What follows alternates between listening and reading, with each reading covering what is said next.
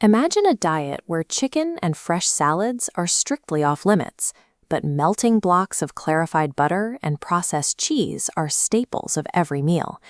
This is the Tayyebat Diet. It is a natural therapeutic system documented on a digital platform that serves as a structured archive for the work of the late Dr Diaa Al Awadi. Dr Al Awadi was a professor at the Faculty of Medicine at Ain Shams University, placing him at the heart of Egypt's medical establishment. His reach as a therapeutic nutrition consultant expanded across the Middle East, driven by his private clinic in Dubai, until his passing in April 2026 at the age of 47.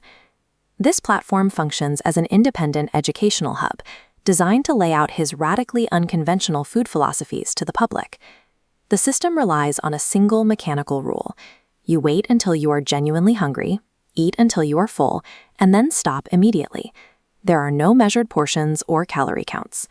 Central to the platform is a database that categorizes all food into two groups: Tayyebat, meaning pure foods that nourish the body, and khabaith, or harmful foods that burden the gut. The allowed list includes items typically restricted in other diets, like red meat, rich clarified butter, processed cheese triangles, and sweets like Nutella. Simultaneously, the system bans foods universally regarded as healthy, including all poultry, eggs, fresh milk, and raw vegetables like cucumbers and leafy greens. The platform also enforces a strict scheduling rule. Protein is consumed only every other day, a requirement intended to give the digestive system a full 24 hours to rest and recover. These meal plans prioritize ease of digestion over traditional vitamin and mineral profiles, completely inverting standard global nutritional guidelines. The platform's How It Works section identifies the duodenum, a section of the small intestine, as the body's primary hormonal trigger.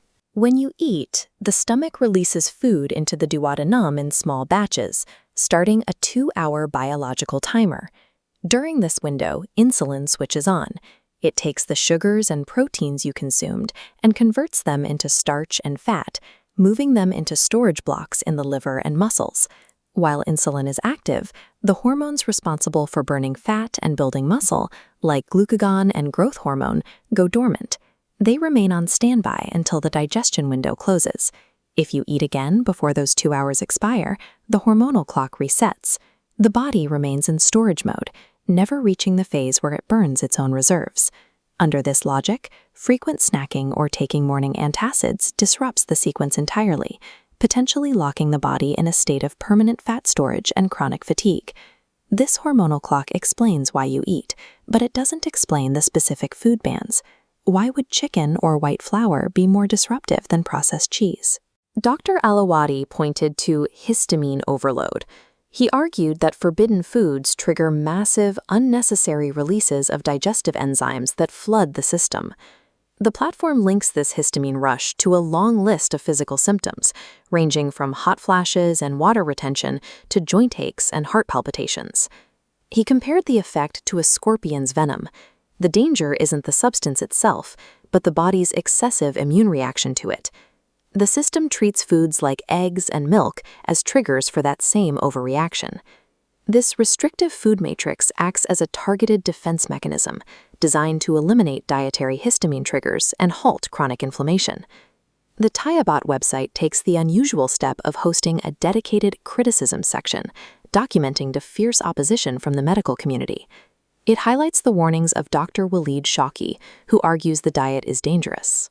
He claims that simultaneously eliminating eggs, dairy, and legumes directly leads to severe nutritional deficiencies and a weakened immune system.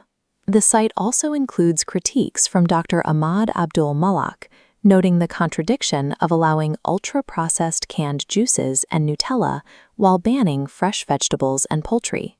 Cardiologist Dr. Jamal Shaban adds a warning regarding the system's tolerance for white sugar and smoking, which he notes directly damages blood vessels and increases the risk of stroke. By including these critiques, the platform presents medical consensus as a vital counterweight to his theories. Accessing this information requires passing through strict digital confirmation gates. Every user must manually acknowledge they understand the risks before entering the site.